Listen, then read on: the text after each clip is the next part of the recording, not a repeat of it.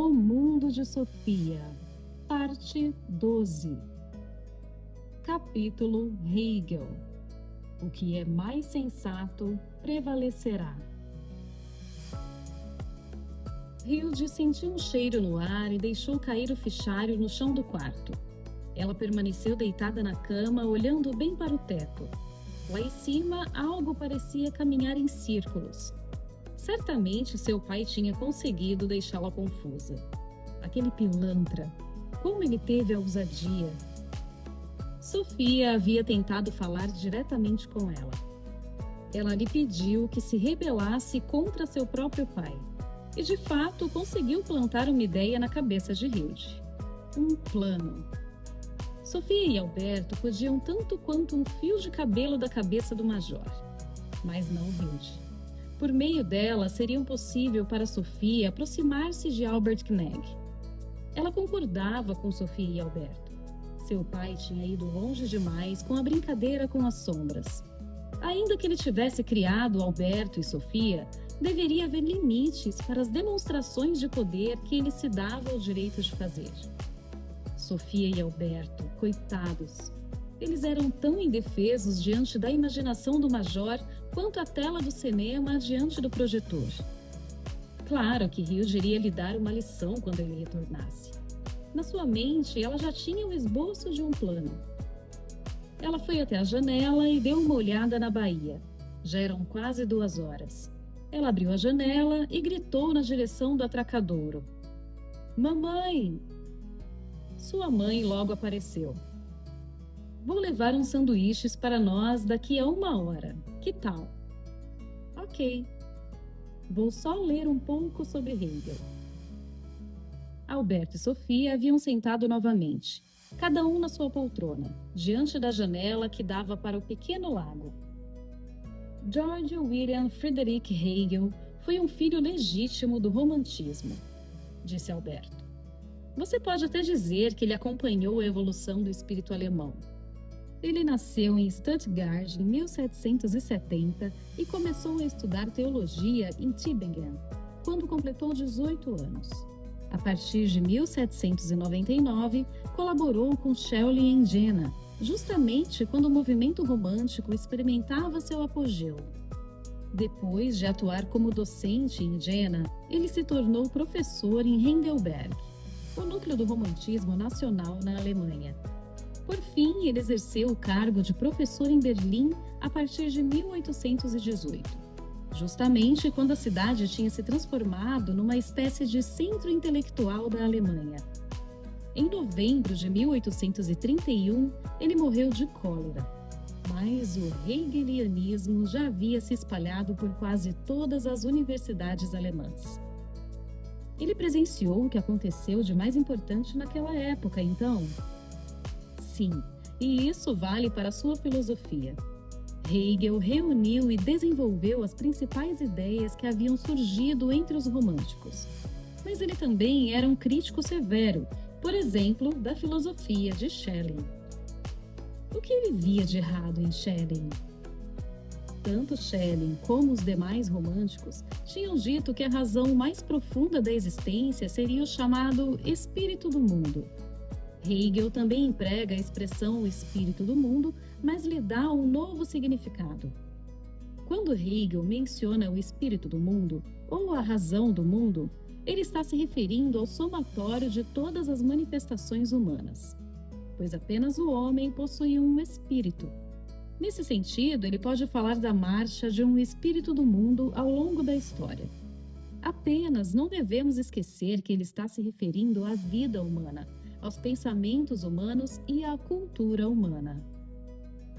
Então, esse espírito é bem menos fantasmagórico. Ele não está à espreita como uma inteligência adormecida dentro de pedras e árvores. Você está bem lembrada do que disse Kant sobre os Das Ding es sich, a coisa em si.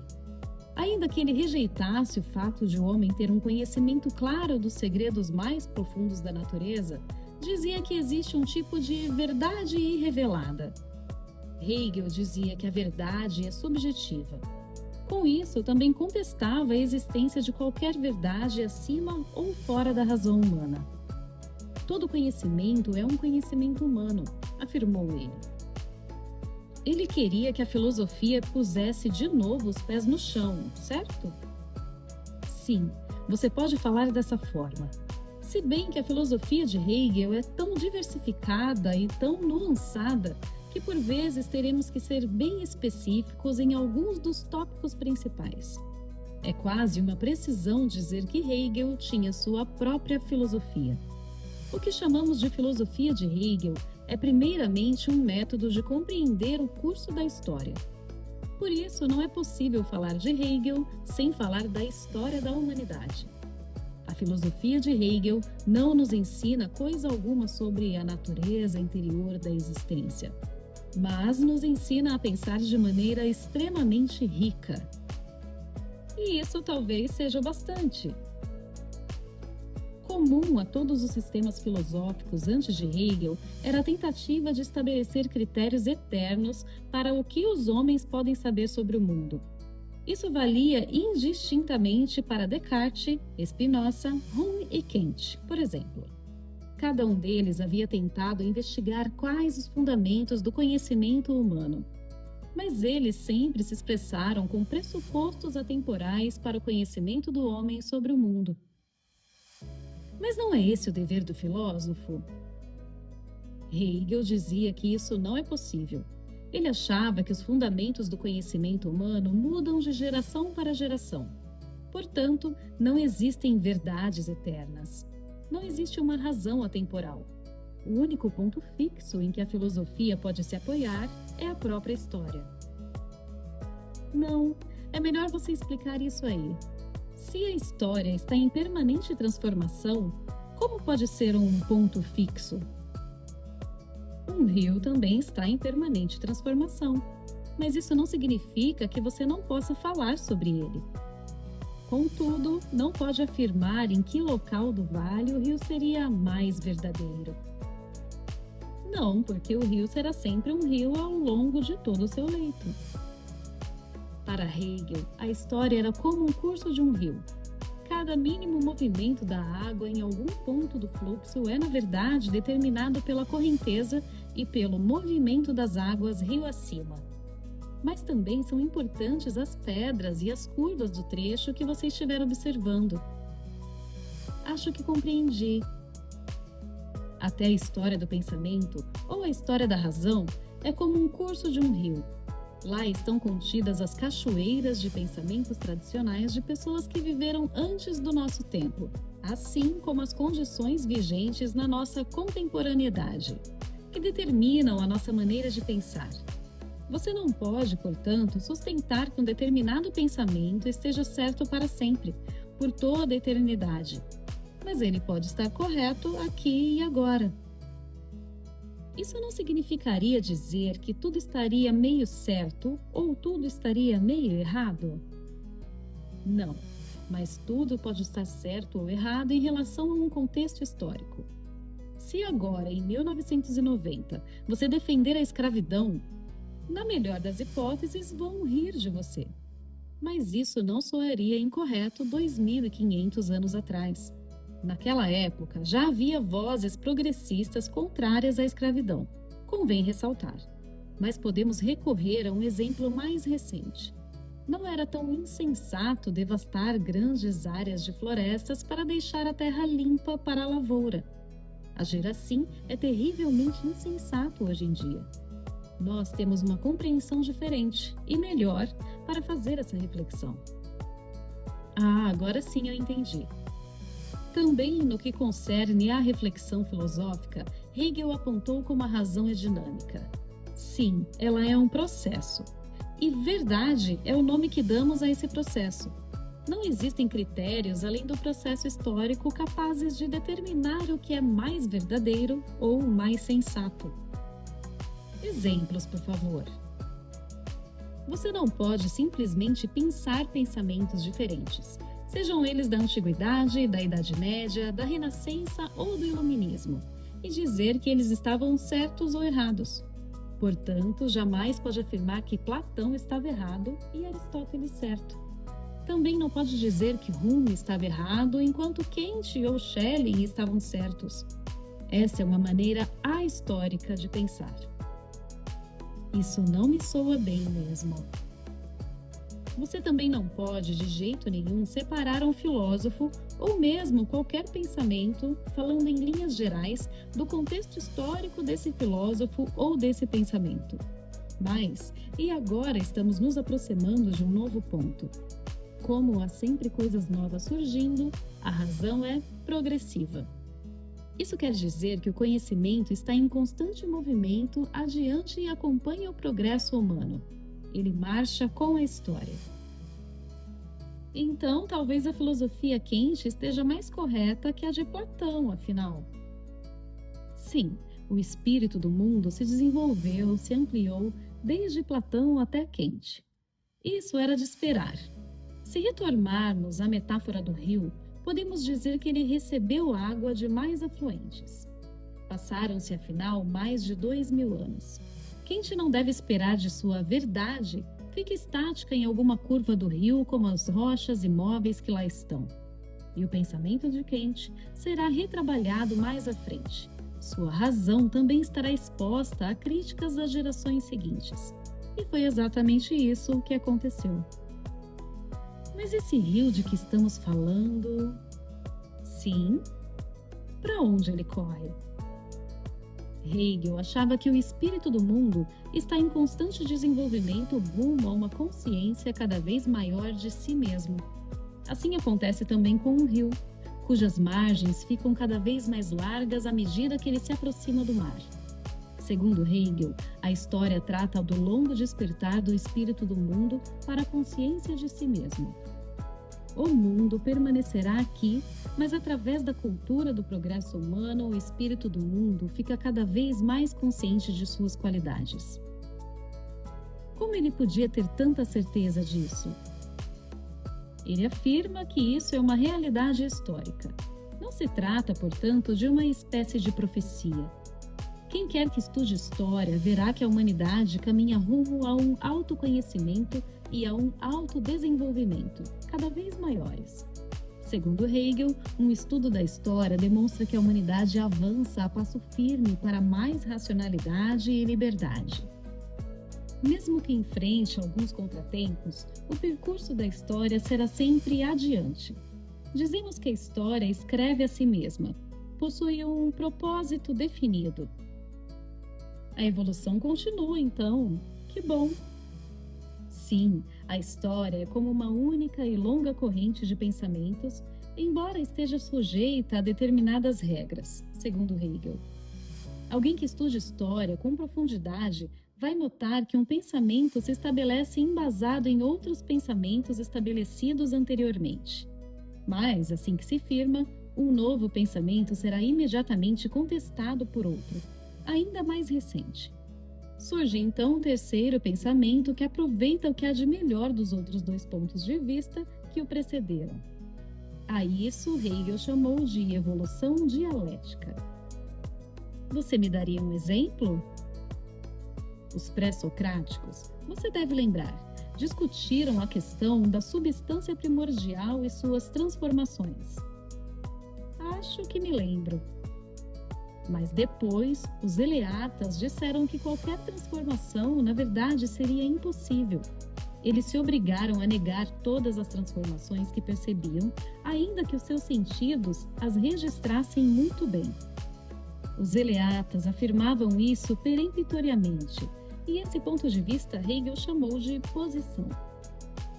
E, cada vez que uma afirmação categórica como essa é feita, ela vai se revelar uma afirmação contrária, que Hegel chamava de negação.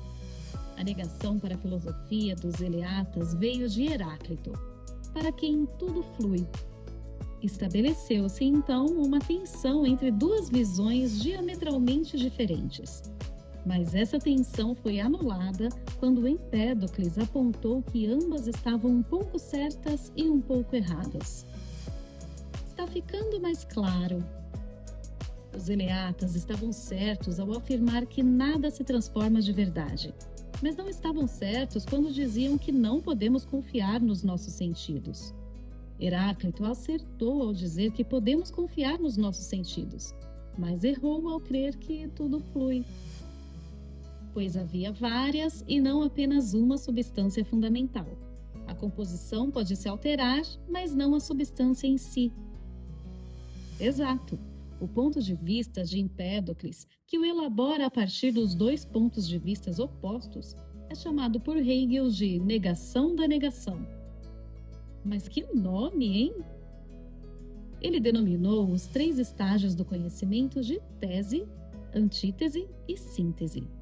Você pode afirmar, por exemplo, que o raciocínio de Descartes era uma tese, que foi contestada pelo empirismo de Hume, a sua antítese. Mas essa contradição existente, a tensão entre 2 modos de pensar opostos, foi dissolvida pela síntese de Kant. Kant favoreceu os racionalistas num aspecto e os empiristas em outro. Também demonstrou que racionalistas e empiristas estavam errados em pontos importantes. Mas a história não termina com Kant. A sua síntese serve de ponto de partida para novas reflexões, também divididas numa corrente formada por 3 partes, ou tríade. Para cada síntese, haverá a oposição de uma nova antítese. Isso é muito teórico. Sim, teórico de fato é. Mas Hegel não tem a intenção de moldar a história numa espécie de forma. Ele dizia que poderia interpretar este modelo dialético a partir da própria história. E assim dizia ter descoberto determinadas leis para a evolução da razão, ou para a marcha do espírito do mundo, no curso da história. Compreendi. Mas a dialética de Hegel não se refere somente à história. Quando discutimos ou debatemos algo, também agimos dialeticamente. Tentamos apontar as deficiências de um modo de pensar. Hegel chamava isso de pensamento negativo. Mas, ao apontarmos as deficiências de um modo de pensar, preservamos aquilo que ele tem de melhor. Exemplo: quando um socialista e um direitista sentam à mesa para resolver um problema da sociedade, logo se revelará uma tensão entre os 2 modos de pensar. Isso não significa que um esteja completamente certo e o outro completamente errado. Podemos muito bem chegar à conclusão de que os 2 têm um pouco de razão e estão um pouco enganados. À medida que a discussão transcorre, de certo surgirá uma crítica que preservará o que houver de melhor em cada um dos argumentos. Espera-se que sim. Mas, quando nós estamos no meio de uma discussão assim, nem sempre é fácil saber o que é mais razoável ou racional. O que está certo ou errado, de uma certa forma, cabe à história decidir. O que é mais sensato prevalecerá. O que sobreviver é o que está certo. Ou o contrário, o que está certo é o que vai sobreviver. Você não teria um exemplo mais palpável? Há 150 anos, muita gente lutava pela igualdade de direitos entre homens e mulheres. Muitos também a combatiam. Quando analisamos a argumentação dessas 2 partes hoje, não é difícil apontar de quem eram os argumentos mais sensatos. Mas não devemos esquecer que estamos olhando pelo retrovisor. É evidente que os defensores da igualdade tinham razão. Muita gente hoje em dia ficaria envergonhada se conhecesse a opinião de seus bisavós sobre os assuntos. Sim, isso eu posso imaginar. Mas o que diria Hegel? Sobre a igualdade? Não era sobre isso que estávamos falando? Quer ouvir uma citação dele? Claro! A diferença entre homem e uma mulher é a mesma existente entre um animal e uma planta. O animal corresponde melhor ao caráter masculino, a planta mais ao feminino, pois o seu desenvolvimento ocorre de uma forma mais tranquila e tem como princípio a indeterminação da totalidade dos seus sentimentos. Caso a mulher esteja à frente do governo, estará o Estado em perigo, pois ela não age em consonância com as aspirações da maioria, mas influenciada por opiniões ocasionais.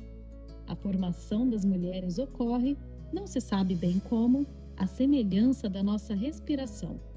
Elas absorvem todas as ideias, mas ao longo da vida não dão mostras de expirar conhecimento.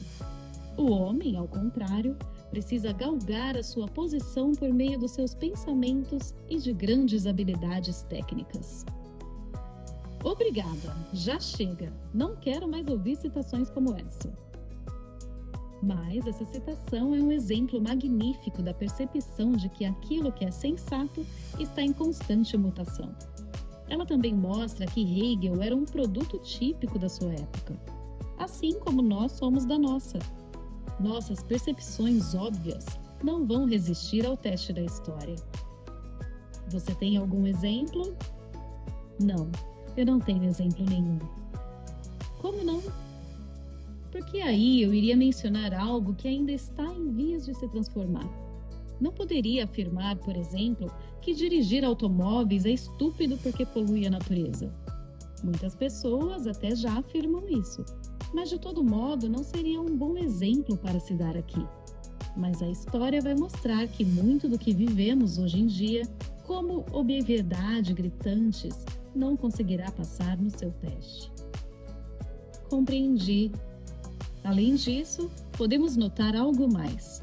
Exatamente porque muitos contemporâneos de Hegel externaram comentários rudes sobre a suposta inferioridade da mulher é que o movimento de emancipação feminina se fortaleceu. Mas como isso foi possível? Eles propuseram uma tese ou uma posição. O motivo para tanto foi que as mulheres já haviam começado a levantar as suas bandeiras. Nem sempre é necessário deixar evidente uma posição sobre a qual já existe um consenso. Mas quanto mais fortes e toscos eram seus argumentos sobre a inferioridade feminina, mais forte era a negação. Acho que entendi. O melhor que pode acontecer, você pode concluir, é que uma ideia enfrente a oposição mais enérgica possível. Quanto mais forte a oposição, mais forte será a reação que ela vai encontrar. É como a corrente de água que move o moinho.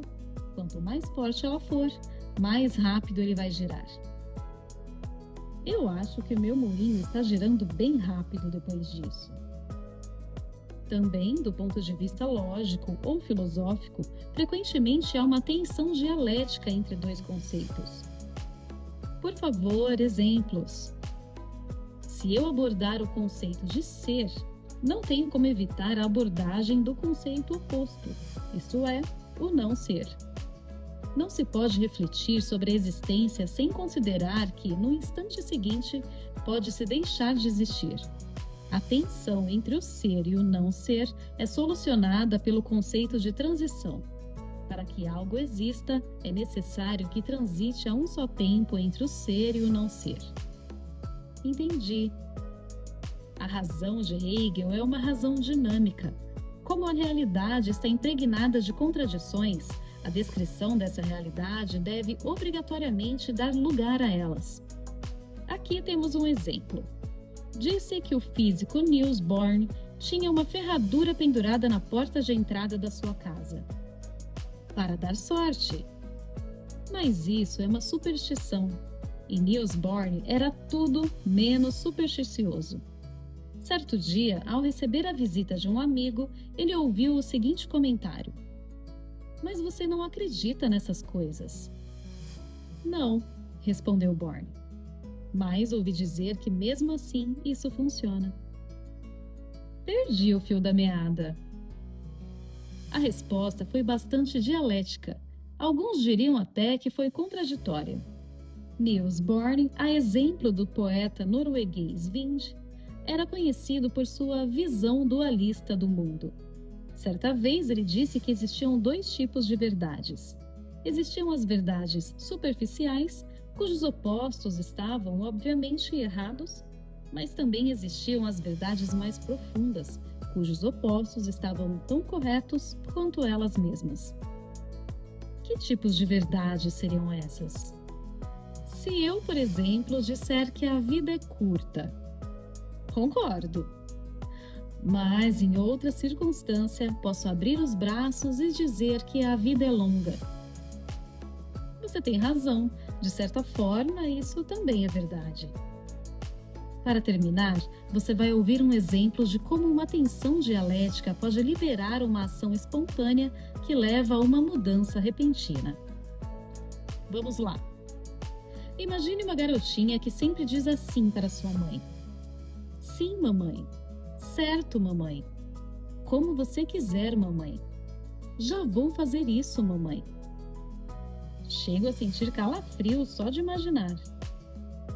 Até o dia em que sua mãe fica tão irritada com essa filha tão obediente e lhe dá um grito, bem nervosa: "Não seja tão obediente." E aí a garota responde: "Está bem, mamãe." Eu daria uma palmada nela. Sim, e o que faria se, em vez disso, ela tivesse dito: "Mas eu quero ser obediente, mamãe"? Seria uma resposta bem estranha. Talvez ela levasse a palmada do mesmo jeito. Em outras palavras, a situação chegou a um impasse. A tensão dialética era tal que urgia ocorrer uma transformação. A palmada, você quer dizer? Devemos agora mencionar um último traço da filosofia de Hegel. Estou só esperando. Você lembra quando mencionamos o individualismo característico dos românticos? O caminho permeado de mistérios conduz ao nosso interior. É exatamente esse individualismo que encontra sua negação ou contraditório na filosofia de Hegel. Hegel atribui um peso enorme ao que se chama de forças objetivas, como se refere à família e ao Estado. Podemos talvez afirmar que Hegel não enxerga o indivíduo isoladamente. Para ele, o indivíduo é uma parte orgânica da comunidade. A razão ou o espírito do mundo é algo que só transparece nos relacionamentos entre as pessoas. Explique melhor. A razão se evidencia, sobretudo, através do idioma. E o idioma é o universo em que nascemos. A língua norueguesa vai esplendidamente bem com o Sr. Hansen, mas o Sr. Hansen passaria por muitos apertos se não pudesse contar com a ajuda da língua norueguesa. Não é, portanto, o indivíduo isolado que faz o idioma, mas o contrário. Sim, acho que posso concordar com isso. Assim como o indivíduo nasce imerso no idioma, ele também nasce imerso nos seus pressupostos históricos. E ninguém é livre dessa relação. Quem não consegue encontrar o seu lugar no Estado é, portanto, um indivíduo ahistórico. Esse era um pensamento importante também para os filósofos de Atenas, você deve se recordar. Da mesma maneira que não se pode conceber um Estado a quem não pertençam cidadãos, não se podem conceber cidadãos sem que pertençam a um Estado. Compreendi. Segundo Hegel, o Estado é algo mais que o cidadão individual, e é mais que a soma de todos os seus cidadãos também. Para Hegel, também é impossível se desligar da sociedade. Alguém que vira as costas para a sociedade onde vive com o propósito de encontrar a si é, portanto, um tolo. Não sei se concordo totalmente com isso, mas ok. Segundo Hegel, não é o indivíduo que encontra a si, e sim o espírito do mundo. O espírito do mundo encontra a si mesmo. Hegel disse que o espírito do mundo se volta para si mesmo em 3 estágios. Ele pretendeu que o espírito do mundo toma consciência de si mesmo em 3 instantes diferentes. Pode completar o pensamento, por favor? Primeiro, o espírito do mundo se encontra no indivíduo. A isso Hegel chama de razão subjetiva. Uma forma superior de consciência é quando o espírito do mundo se percebe na família, na sociedade ou no Estado. Hegel denomina isso de razão objetiva, pois ela decorre da inter-relação entre as pessoas. Mas existe ainda um terceiro estágio. Mal posso esperar. A forma mais elevada de autoconhecimento é quando o espírito do mundo atinge a razão absoluta. E a razão absoluta é a arte, a religião e a filosofia. Destas, a filosofia é a forma mais elevada da razão, pois a filosofia está refletindo o papel do espírito do mundo na sua realidade histórica. Também é somente na filosofia que o espírito do mundo encontra a si mesmo. Se preferir, você pode dizer que a filosofia é o espelho do espírito do mundo. Isso parece tão misterioso que vou precisar de um tempo para processar. Mas gostei disso que você falou por último. Eu disse que a filosofia é o espelho do espírito do mundo. Bela frase. Você acha que isso pode ter a ver com aquele espelho com moldura de latão? Sim, já que você perguntou. De que jeito? Eu imagino que esse espelho de latão tenha um significado especial, já que ele vem sempre à baila. Você tem alguma ideia de que significado seria esse? Não. Eu disse apenas que esse espelho não seria mencionado com tanta frequência caso não tivesse um significado especial para Ryuji e o seu pai. Que significado seria esse somente Ryuji poderia dizer? Isso foi uma ironia romântica? Que pergunta inútil, Sofia. Por quê? Não somos nós que podemos ser os autores dessa ironia. Somos apenas vítimas indefesas dela. Se uma criança faz um desenho no papel, não podemos perguntar ao papel que desenho é aquele. Sofia sentiu um frio percorrer a sua espinha. Capítulo Kierkegaard. A Europa caminha para a bancarrota. Hilde olhou para o relógio. Já passava das 4 horas. Ela pôs o fichário na escrivaninha e desceu correndo para a cozinha. Tinha que levar o lanche até o atracadouro antes que sua mãe desistisse de esperar. Ainda teve tempo de dar uma olhadela no espelho de latão no meio do caminho. Ela logo pôs a água do chá para ferver e preparou alguns sanduíches com toda a pressa do mundo. Certamente iria pregar uma peça no seu pai. Hilde se descobria cada vez mais aliada a Sofia e Alberto e começaria a pôr o seu plano em prática ainda em Copenhague. Pouco tempo depois, ela já estava no atracadouro carregando uma grande bandeja. "Aqui está o nosso lanche", anunciou. A mãe tinha na mão uma lixa e um pedaço de madeira. Prendeu os cabelos que lhe caíam sobre o rosto, já cobertos por uma camada de serragem, e disse: "Então vamos pular ao almoço." Elas sentaram no pier e começaram a comer. "Quando o papai chega?" perguntou Hilde logo em seguida. "No sábado. Você sabe muito bem. Mas a que horas? Você não disse que primeiro ele vai passar por Copenhague?" "Disse." A mãe mastigava um pedaço de sanduíche de patê de fígado com pepino. "Ele deve chegar em Copenhague por volta das 5 horas. O avião para Kristiansand decola às 8h15. Acho que ele aterrissa em Kjevik às 9h30. Então ele vai passar algumas horas no aeroporto de Kastrup?" "Por quê?" "Por nada, estava apenas pensando como seria a viagem." Continuaram a comer. Quando Hilde achou que já era hora de prosseguir a conversa, ela perguntou: "Você tem tido notícias de Anne e Ollie ultimamente?" "Sim, eles costumam ligar de vez em quando. Eles virão nos visitar algum dia nas férias de julho." "Antes não?" "Acho que não." "Então eles estarão em Copenhague esta semana?" "Por que essas perguntas, Hilde?" "Por nada, é só para conversarmos." "Mas é a segunda vez que você menciona Copenhague." "Sério?" "Nós dissemos que o seu pai vai fazer uma escala na Dinamarca. E foi por isso que eu pensei na Anne e no Ollie." Assim que terminaram a refeição, Hilde devolveu os pratos e xícaras à bandeja. "Vou continuar a leitura, mamãe." "Tudo bem, pode ir." Será que havia uma ponta de desprezo naquela resposta? As duas tinham combinado deixar o barco pronto para velejar antes que o pai retornasse. "Papai me fez prometer que eu vou terminar o livro antes que ele volte.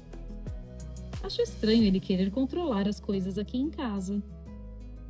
"Se você ao menos soubesse quantas coisas ele controla", disse Hilde num tom de voz misterioso. E você nem imagina como ele é bom nisso. Depois, subiu para o quarto e retomou a leitura. De repente, alguém bateu na porta. Alberto olhou bem sério para Sofia. Não vamos deixar que nos atrapalhem. As batidas continuaram mais fortes. Vou lhe falar de um filósofo dinamarquês que ficou muito perturbado com a filosofia de Hegel, anunciou Alberto. As batidas eram tão fortes agora que a porta inteira estremecia. Naturalmente, o Major enviou mais um personagem fantástico para ver se nós caímos de novo no seu truque, continuou ele. Esse é o tipo de coisa que não lhe custa nada. Mas, se nós não abrirmos para ver quem é, não vai custar nada para ele destruir a casa inteira com essas batidas. Talvez você tenha razão. Vamos ver quem é. Eles foram até a porta. Pela intensidade das batidas, Sofia imaginou se tratar de alguém bem forte.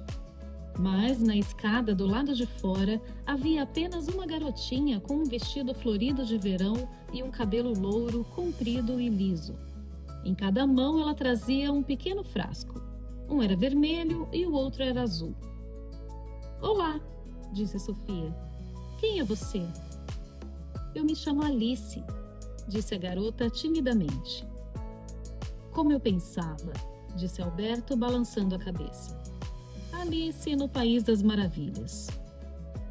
Mas como ela veio parar aqui? A própria Alice respondeu. O País das Maravilhas é uma terra sem fronteiras. Isso significa que ele está em todo lugar, quase como a ONU. Ele devia, aliás, integrar a ONU como um membro honorário. Tínhamos que ter um representante em cada comitê, porque a ONU também surgiu da fantasia dos homens. Ah, olha o Major aí, murmurou Alberto. E o que atrás aqui? Perguntou Alice. Eu gostaria de dar a Sofia estes vidrinhos filosóficos. Ela entregou a Sofia os 2 frascos. Ambos eram transparentes, um continha um líquido vermelho e no outro um líquido era azul. No vermelho estava escrito Beba-me e no azul estava escrito Beba-me também.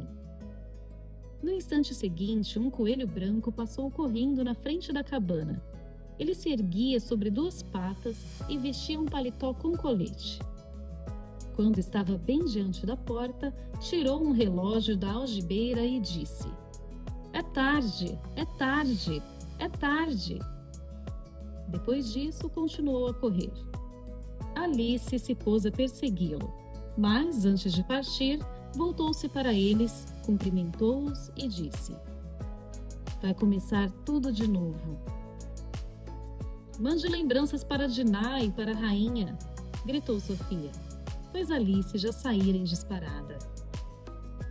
Alberto e Sofia ficaram na entrada da cabana examinando os frascos. Beba-me e beba-me também. Sofia leu em voz alta. Não sei se eu ousaria.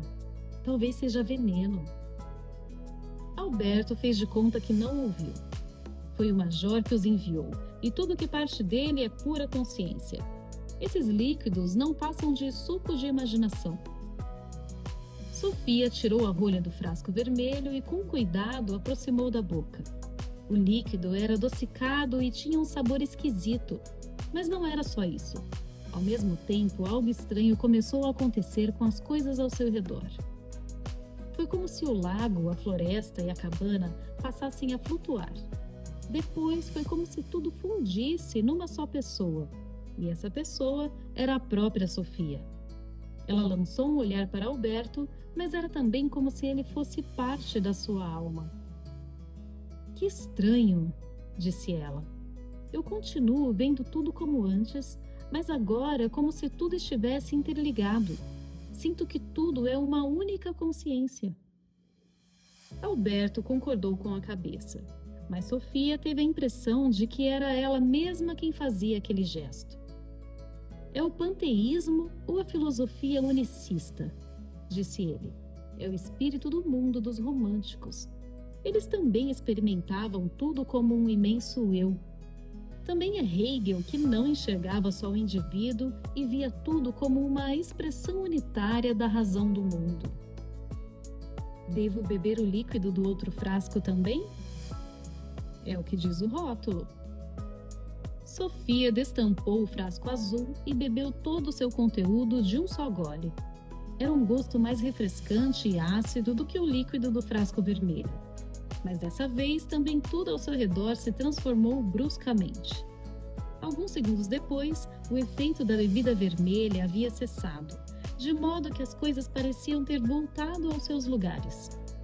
Alberto era Alberto, as árvores da floresta eram árvores da floresta, e o lago voltou a ter a superfície calma de sempre. Mas isso durou apenas um segundo, porque tudo que Sofia via começou a se dissolver. A floresta deixou de ser uma floresta, cada mínima árvore parecia um mundo em si. Cada galho, por menor que fosse, era uma aventura em si, sobre a qual se poderiam contar 1000 outras histórias fantásticas. O pequeno lago não tardou a se transformar num oceano infinito, não em profundidade ou largura, mas em detalhes cintilantes e movimentos cheios de sutileza.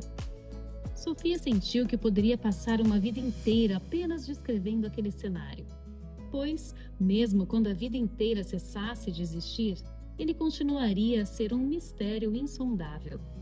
Ela ergueu o olhar para a copa de uma árvore, onde 3 pequenos pardais se divertiam saltitando. Sofia vira que os pássaros estavam pousando numa árvore antes de tomar o líquido do frasco vermelho, mas só agora pôde observá-los direito. O líquido vermelho que ela bebera apagara todos os contrastes e diferenças individuais. Sofia se levantou então do degrau onde estava sentada e ajoelhou na grama.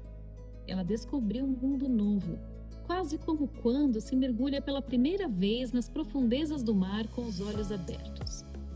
Na terra, em meio às folhas e ao musgo, a vida pululava em pequenos detalhes. Sofia viu uma aranha batucando com as patas no musgo, uma joaninha escalando as folhas mais altas da grama, um exército inteiro de formiguinhas marchando no chão, embora cada formiga movesse as pernas no seu próprio jeito. O mais estranho foi quando ela se levantou novamente e olhou para Alberto, que continuava no mesmo lugar, na soleira da porta da cabana. Ela viu nele um ser fantástico que parecia ter vindo de outro planeta, ou talvez um personagem saído de outra história. Ao mesmo tempo, ela percebeu de um jeito todo novo que ela mesma era um indivíduo único. Ela não era somente um ser humano, não era somente uma garota de 15 anos. Ela era Sofia Manson, alguém que nenhuma outra pessoa poderia ser. "O que você está vendo?", perguntou Alberto. "Estou vendo que você é uma coisa muito estranha." "É mesmo?"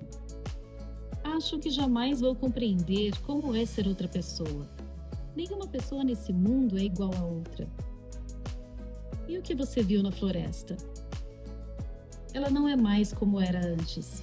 É como se tivesse se transformado num universo inteiro de aventuras fantásticas." "Foi como eu pensei. O frasco azul é o individualismo. Ele é, por exemplo, a reação de Søren Kierkegaard à filosofia unicista do romantismo. Mas há outro dinamarquês contemporâneo de Kierkegaard, o famoso escritor Hans Christian Andersen, que já mencionamos. Ele tinha essa visão aguçada para uma miríade de detalhes preciosos da natureza. Um filósofo com essa mesma característica foi o alemão Leibniz, que viveu mais de 100 anos antes. Ele reagira à filosofia unicista de Spinoza da mesma maneira que Kierkegaard reagiu à de Hegel. "Eu estou escutando o que você está dizendo, mas ao mesmo tempo está me dando uma vontade danada de rir." "Compreendo muito bem. Então é bom você dar um golinho no líquido vermelho de novo. Vamos sentar aqui na escada e dizer algumas palavras sobre Kierkegaard antes de dar a nossa conversa por encerrada." Sofia sentou ao lado de Alberto, bebeu um gole do líquido vermelho e as coisas que flutuavam no ar voltaram aos seus lugares. Na verdade, até um pouco demais, pois para Sofia foi como se as diferenças entre elas tivessem deixado de ser marcantes. Então ela pôs a língua na borda do frasco azul novamente. E aí sim, o mundo voltou a ser como era antes de Alice ter aparecido com aqueles 2 vidrinhos. Mas o que é o certo? Perguntou ela. É o líquido vermelho ou o líquido azul que nos transporta para a experiência que é mais correta? Tanto um quanto o outro, Sofia. Não podemos dizer que os românticos estavam errados, porque só existe uma realidade, mas talvez eles tenham sido muito parciais. E quanto ao líquido azul? Acho que Kierkegaard tomou um belo gole dele. Ele já tinha um olhar aguçado para a importância do indivíduo. Não somos apenas produtos do nosso tempo. Cada um de nós, além disso, um indivíduo único e singular que vive apenas esta existência. E com isso, Hegel não se importava muito. Não, ele estava muito ocupado com as grandes linhas da história. Isso deixava Kierkegaard enfurecido. Para ele, tanto a filosofia unicista dos românticos quanto o historicismo de Hegel haviam drenado a responsabilidade de cada indivíduo sobre a sua própria vida. Para Kierkegaard, Hegel e os românticos eram farinha do mesmo saco. Acho que compreendo por que ele ficou bravo. Kierkegaard nasceu em Copenhague em 1813 e foi educado de forma muito rígida por seu pai. Do pai, ele também herdou uma melancolia religiosa. Isso não parece muito bom.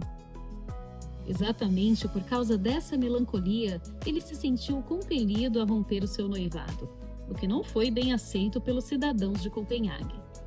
Ele não tardou a ser tratado como uma pária social e virou motivo de chacotas.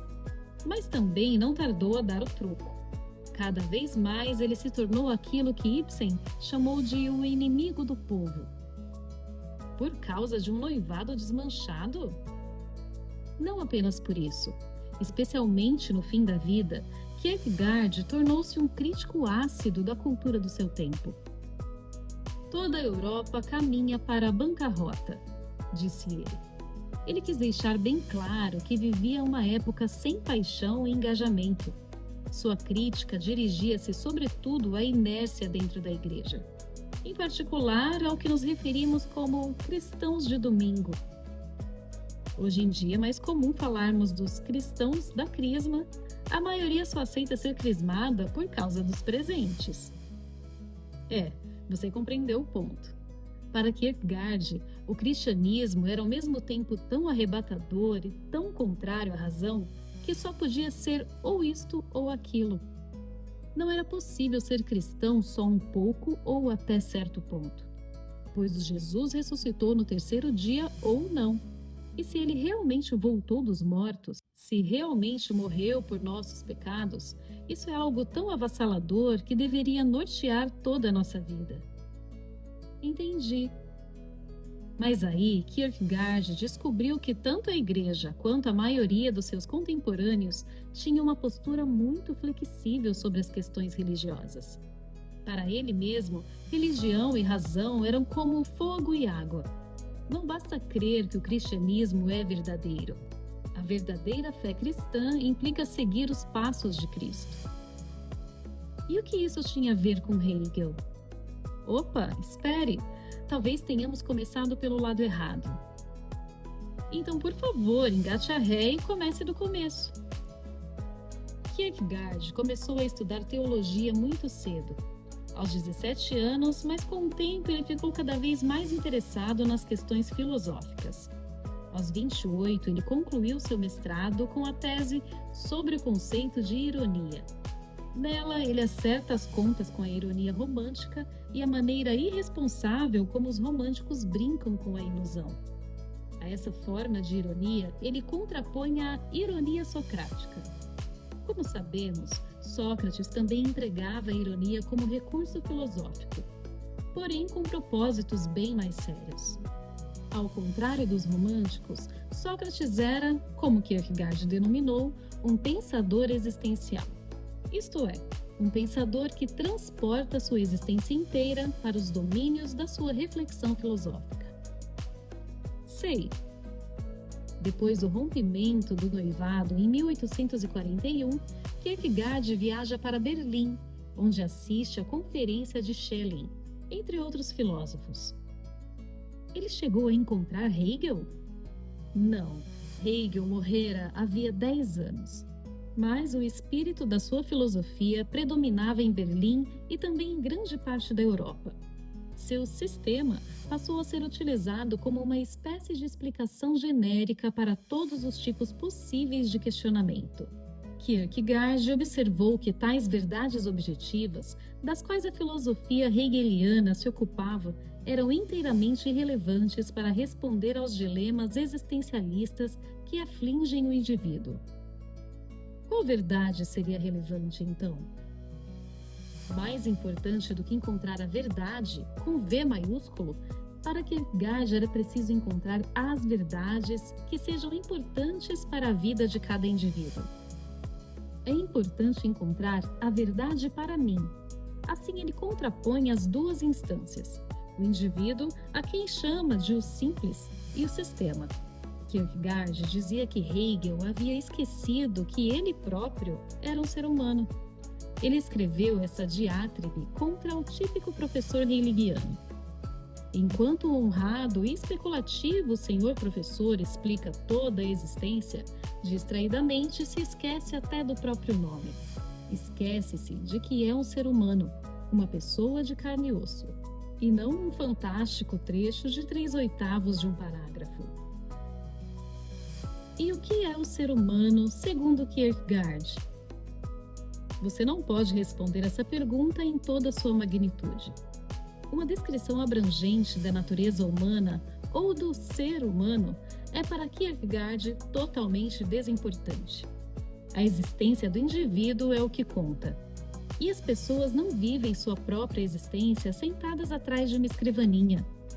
É quando agimos, e especialmente quando fazemos as escolhas mais relevantes, que nos relacionamos com a nossa própria existência. Conta-se uma história sobre Buda que explica muito bem o que Kierkegaard quis dizer. Sobre Buda? Sim, porque a filosofia de Buda parte do princípio da existência humana. Era uma vez um monge que acreditava ter dado respostas imprecisas a perguntas importantes, como o que seriam o mundo ou o ser humano. Buda respondeu citando o exemplo de alguém ferido por uma seta envenenada. O ferido não tem o menor interesse em saber do que a seta é feita, em que tipo de veneno ela foi embebida ou de que ângulo ele foi atingido. Ele quer, na verdade, alguém que remova a seta e lhe dê um antídoto para o veneno, não é? Sim, não é verdade? Isso é que é existencialmente importante para ele. Tanto Buda quanto Kierkegaard tinham consciência plena de que a vida não dura mais do que um breve instante.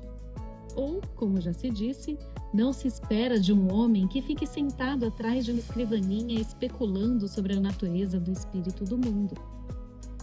Compreendi. Kierkegaard disse também que a verdade é subjetiva. Com isso, ele não queria dizer que não faz diferença o modo como pensamos ou no que acreditamos. Ele quis dizer que as verdades que realmente importam são verdades pessoais. Somente tais verdades serão verdades para mim. Você pode dar um exemplo de uma verdade assim? Uma questão importante é, por exemplo, se o cristianismo é verdadeiro. Não é uma pergunta para a qual se possa ter uma abordagem teórica ou acadêmica. Para alguém que tenha consciência da própria existência, trata-se de uma questão de vida ou morte. Também não é algo que possamos debater a nosso bel prazer. Ao contrário, é algo que pede uma abordagem apaixonada e, ao mesmo tempo, de total introspecção. Sei. Se você cair na água, não vai querer ficar teorizando sobre se vai ou não se afogar. Nem será interessante ou desinteressante especular se há crocodilos por lá. Tudo ali é uma questão de vida ou morte. Se é. Também é preciso discernir a questão sobre a existência ou não de Deus da relação individual que se pode ter com essa mesma questão. Diante dessa dúvida, cada pessoa fica completamente só, porque de questões de tamanha importância só podemos nos aproximar através da fé individual. As coisas que podemos descobrir por meio da razão são, segundo Kierkegaard, totalmente irrelevantes. Melhor você explicar isso. 8 mais 4 é igual a 12, Sofia. Podemos ter certeza disso. Esse é um exemplo das tais verdades racionais, a que todos os filósofos, depois de Descartes, se referiram. Mas nós, por acaso, incluímos equações matemáticas nas preces que fazemos antes de dormir? São coisas sobre as quais nos poremos a pensar quando estivermos prestes a morrer? Não, tais verdades talvez sejam objetivas e abrangentes, mas por isso mesmo são absolutamente inúteis na existência de cada indivíduo. E com relação à fé? Você não tem como saber se uma pessoa a perdoou depois de você ter feito algo de mal a ela. Exatamente por isso, essa é uma questão existencial para você. É uma questão relacionada à sua existência. Você também não tem como saber se outra pessoa gosta de você. Você pode acreditar ou talvez ter esperança de que isso seja verdade. Mas para você, essas questões serão mais importantes do que o fato de que a soma dos ângulos de um triângulo sempre totaliza 180 graus. Da mesma forma, ninguém fica pensando em coisas como a lei da causalidade ou formas intuitivas, logo que dá o primeiro beijo. Não, isso seria muita loucura. A fé é importante em questões de natureza religiosa. Sobre isso, Kierkegaard escreveu: pudesse eu, objetivamente, compreender a Deus, não iria crer, mas exatamente porque não posso é que preciso crer. E se quiser me conservar nessa crença, devo constantemente tratar de me ater à incerteza objetiva, pois na incerteza objetiva estou sobre 70.000 braças d'água. E, no entanto, creio. Que frase pesada! Antes de Kierkegaard, houve muitas tentativas de provar a existência de Deus, ou ao mesmo de compreendê-lo por meio da razão. Mas quando aceitamos de bom grado tais provas ou argumentos racionais sobre a existência de Deus, perdemos a própria noção da fé. E com ela se vai também o fervor religioso. Pois fundamental não é saber se o cristianismo é verdadeiro, mas se é verdadeiro para mim. Durante a Idade Média, a mesma coisa era expressa pela fórmula credo quia absurdum. Como? Significa, creio porque é absurdo. Se o cristianismo apelasse ao nosso lado racional e não ao nosso outro lado, então não se trataria de uma questão de fé. Agora compreendi melhor. Vimos então o que Kierkegaard queria dizer com existência, o que entendia por verdade subjetiva e por fé. Essas três concepções foram estabelecidas como uma crítica à tradição filosófica, especialmente a Hegel, mas nelas também havia uma crítica à civilização. Na sociedade urbana moderna, a humanidade foi transformada em público ou coletividade, dizia ele. E a característica mais marcante desse horror é uma diluição do seu discurso. Hoje, talvez falássemos em conformismo, ou seja, todos temos uma opinião ou posição a respeito de alguma coisa, mas somos incapazes de defendê-la com a devida paixão. Eu fico aqui imaginando que Kierkegaard bem poderia depenar algumas galinhas, junto com os pais de Jórunn. Ele não era lá muito flexível. Sua escrita era mordaz e de uma ironia amarga. Ele podia, por exemplo, surgir com frases como "a multidão é a inverdade" ou "a verdade está sempre na minoria". Ele também apontava que a maioria das pessoas tinha uma relação superficial e descompromissada com a existência. Colecionar bonecas Barbie já é ruim. Pior ainda é ser uma Barbie. Isso nos leva à doutrina de Kierkegaard sobre os 3 estágios do caminho da vida. O que você disse? Para Kierkegaard, existiam 3 diferentes possibilidades para a existência. Ele utiliza a palavra estágios para designá-las: o estágio estético, o estágio ético e o estágio religioso. Quando recorre a essa designação, ele o faz para deixar claro que é possível viver nos 2 patamares inferiores e subitamente ascender num salto para o estágio mais alto. Mas muitas pessoas vivem no mesmo estágio a vida inteira. Aposto que já vem uma explicação. E estou ficando curiosa para saber em que estágio eu me encontro agora. Quem vive no estágio estético vive o instante e sempre procura o prazer. O que é bom, o que é belo, plástico ou agradável. Visto assim, alguém que viva nessas condições está preso no mundo dos sentidos. O esteta fica à mercê dos seus próprios prazeres e sensações. Tudo que aborrece ou lhe enche o saco, como dizemos, é para ele negativo. Eu acho que conheço muito bem isso aí. O romântico típico é também um típico esteta, pois não estamos tratando apenas dos prazeres sensoriais. Alguém que tenha uma relação lúdica com a realidade, com a arte ou com a filosofia com que porventura trabalhe, vive num estágio estético. Mesmo diante da dor e do sofrimento, pode-se sempre ter uma abordagem estética ou distanciada. Para o esteta, a vaidade sempre assumirá o comando da situação. Ibsen descreveu um esteta característico no personagem Peer Gynt. Acho que compreendo o que você quer dizer. Você está se reconhecendo aqui? Não inteiramente, mas acho que o Major pode ser um pouco assim. Talvez, Sofia. Muito embora isso seja outra daquelas ironias românticas vulgares que ele tanto aprecia. Você deveria lavar a boca. O quê? Tem razão. Não é culpa sua. Continue. Alguém que viva num estágio estético pode rapidamente experimentar uma sensação de aflição ou um sentimento de vazio. Mas, se isso ocorrer, também haverá esperança.